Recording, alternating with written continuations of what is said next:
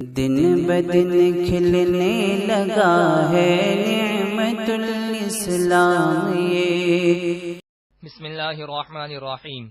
صرف 5 منٹ کا مدرسہ قرآن و حدیث کی روشنی میں 71واں دن 11 ربیع الاول۔ نمبر 1 اسلامی تاریخ۔ قوم سبا۔ یمن میں 2 پہاڑوں کے درمیان مآرب نامی شہر میں قوم سبا آباد تھی۔ یہاں کے بادشاہوں نے ان دونوں پہاڑوں کے درمیان ایک نہایت مضبوط بند یعنی ڈیم بنوایا تھا جو سد مآرب کے نام سے مشہور تھا۔ یہ بند شمال و جنوب دونوں طرف کے پہاڑوں سے آنے والے پانی کو روکے رکھتا تھا۔ اس پانی کی وجہ سے ان کے دارالحکومت شہر مآرب کے دونوں جانب تقریباً 300 مربع میل تک خوبصورت باغات، ہری بھری کھیتیاں، قدم قدم پر خوشبودار پھول اور عمدہ عمدہ میووں کے درخت لگے ہوئے تھے۔ قوم سبا ایک زمانے تک اللہ کے احکام پر عمل کرتی رہی، مگر پھر وہ ان نعمتوں میں پڑ کر ایک اللہ کو بھول گئی اور کفر و نافرمانی میں مبتلا ہو گئی۔ اللہ تعالیٰ نے ان کی اصلاح کے لیے متعدد انبیاء کرام کو بھیجا، لیکن ان لوگوں نے کسی نبی کی دعوت کو قبول نہیں کیا اور گمراہی اور اللہ تعالیٰ کی نافرمانی میں بڑھتی چلی گئی۔ بالآخر اللہ تعالیٰ نے ان لوگوں پر عذاب نازل کیا اور جس مضبوط بند پر انہیں بڑا ناز تھا اس کو توڑ کر پورے شہر، باغات اور کھیتوں کو برباد کر دیا۔ اللہ تعالیٰ نے قرآن میں ان کا تذکرہ کرتے ہوئے فرمایا، ہم نے ان لوگوں کے کفر و نافرمانی کا یہ بدلہ دیا اور ہم کفر و نافرمانی کا اسی طرح بدلہ دیا کرتے ہیں۔ نمبر 2 اللہ کی قدرت۔ جانداروں کے جسم میں جوڑ۔ اللہ تعالیٰ نے تمام جانداروں کے اندر مختلف جوڑ بنائے ہیں۔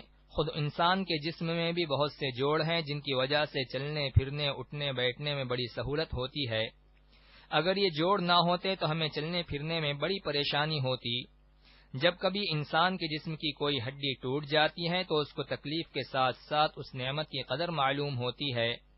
واقعی اللہ تعالیٰ نے جانداروں کے جسم میں مختلف جوڑ بنا کر بڑا ہی احسان کیا ہے۔ یہ سب اللہ کی قدرت ہی کی کاریگری ہے۔ نمبر 3 ایک فرض کے بارے میں۔ باجماعت عشاء اور فجر کی نماز پڑھنا۔ رسول اللہ صلی اللہ علیہ وسلم نے فرمایا، جو شخص عشاء کی نماز جماعت کے ساتھ پڑھے گویا اس نے آدھی رات عبادت کی، اور جو فجر کی نماز جماعت کے ساتھ پڑھ لے گویا اس نے ساری رات عبادت کی۔ نمبر 4 ایک سنت کے بارے میں۔ کھانے میں عیب نہ لگانا۔ حضرت ابو ہریرہ رضی اللہ عنہ نے فرمایا، رسول اللہ صلی اللہ علیہ وسلم کھانے میں عیب نہ لگاتے، اگر چاہتے تو اس کو کھا لیتے اور اگر اس کو ناپسند فرماتے تو چھوڑ دیتے۔ نمبر 5 ایک اہم عمل کی فضیلت۔ اپنے عزیز کی وفات پر صبر کرنا۔ رسول اللہ صلی اللہ علیہ وسلم نے فرمایا، اللہ تعالیٰ فرماتا ہے کہ جب میں اپنے کسی مومن بندے سے دنیا والوں میں سے اس کا کوئی عزیز لے لیتا ہوں اور وہ صبر کرتا ہے تو اس کے لیے سوائے جنت کے میرے پاس کوئی اجر نہیں ہے۔ نمبر 6 ایک گناہ کے بارے میں۔ والدین کی نافرمانی کرنا۔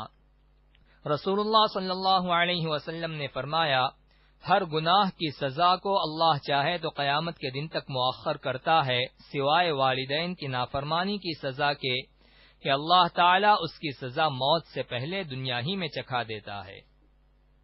نمبر 7 دنیا کے بارے میں۔ انسانوں کی حرص و لالچ۔ رسول اللہ صلی اللہ علیہ وسلم نے فرمایا، اگر آدمی کے پاس مال و دولت کی 2 وادیاں ہوں تو وہ تیسرے کی تلاش میں رہے گا، اور آدمی کا پیٹ تو بس قبر کی مٹی ہی بھر سکتی ہے۔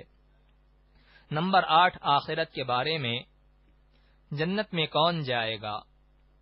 قرآن میں اللہ تعالیٰ فرماتا ہے، جو شخص بغیر دیکھے اللہ سے ڈرتا ہوگا اور رجوع ہونے والا دل لے کر حاضر ہوگا، ان سے کہا جائے گا کہ تم جنت میں سلامتی کے ساتھ داخل ہو جاؤ، یہ ہمیشہ رہنے والا دن ہے، ان کے لیے وہ سب کچھ ہوگا جو وہ چاہیں گے۔ نمبر 9 طب نبوی سے علاج۔ معدے کی صفائی۔ رسول اللہ صلی اللہ علیہ وسلم نے فرمایا، انار کو اس کے اندرونی چھلکے سمیت کھاؤ کیونکہ یہ معدے کو صاف کرتا ہے۔ فائدہ۔ علامہ ابن قیم رحمۃ اللہ علیہ فرماتے ہیں کہ انار جہاں معدے کو صاف کرتا ہے وہیں پرانی کھانسی کے لیے بھی بڑا کارآمد پھل ہے۔ نمبر 10 قرآن کی نصیحت۔ قرآن میں اللہ تعالی فرماتا ہے، اے ایمان والو، اللہ سے ڈرتے رہو اور سیدھی سچی بات کیا کرو۔ اگر ایسا کرو گے تو اللہ تعالی تمہارے کام سنوار دے گا اور تمہارے گناہ بخش دے گا، اور جس نے اللہ تعالی اور اس کے رسول کا کہنا مانا تو اس نے بڑی کامیابی حاصل کر لی۔